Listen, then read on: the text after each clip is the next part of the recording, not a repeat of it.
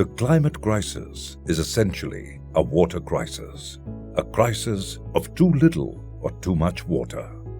Climate change is causing severe droughts on the one hand and more deadly floods on the other, as rising temperatures disrupt precipitation patterns and water cycles. Millions of people dependent on Himalayan snowmelt for water face a very serious risk of shortages in 2024 after one of the lowest rates of snowfall, according to International Center for Integrated Mountain Development.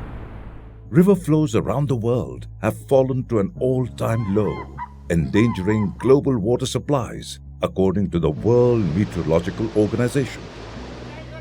By 2050, the number of people in cities facing water scarcity is projected to nearly double from 930 million people in 2016 to up to 2.4 billion.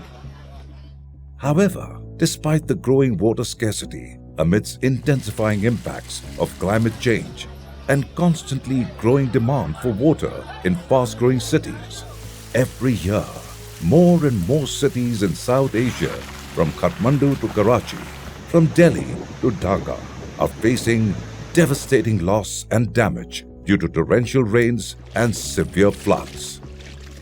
The recent Dhaka floods have been caused by the climate change, heavy and rainfall and untimely rain. Plus, we have seen that the city is not prepared for a huge population of 20 million. This population has come to the city because of disasters, because they've been displaced due to the loss of livelihood. Currently, 36% of the total population of South Asia lives in the cities. Urban population in South Asia is projected to almost double by 2050 due to a combination of overall population growth and increasing urbanization.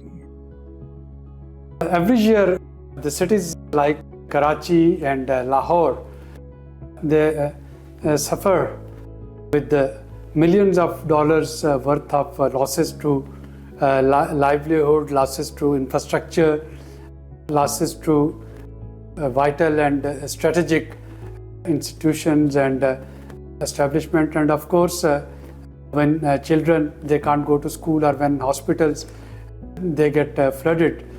That is, again, it has this a spillover impact. So cities like Karachi and all others, if you take a cumulative loss over last few years, it would easily touch billions of dollars. The impacts of the climate crisis in the world's cities are vast and multiplying, and already causing unprecedented loss and damage beyond scientific predictions. Despite limited mandates and resources, cities are rising to the challenge. From Dhulikhel's deep boring projects to Dhaka's rainwater harvesting initiatives. From Kerala's community-led initiatives to rejuvenate urban ponds, to Sikkim's efforts to revive mountain springs. These efforts are crucial in building climate resilience. Climate Action Network South Asia and its partners collaborate with South Asian city governments to build climate resilience through effective water resource management, equitable water policies, and vulnerability reduction among urban poor populations.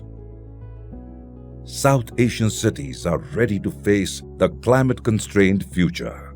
What they need is dedicated climate finance to reduce loss and damage, increase resilience, and begin a just and equitable transition to building sustainable cities.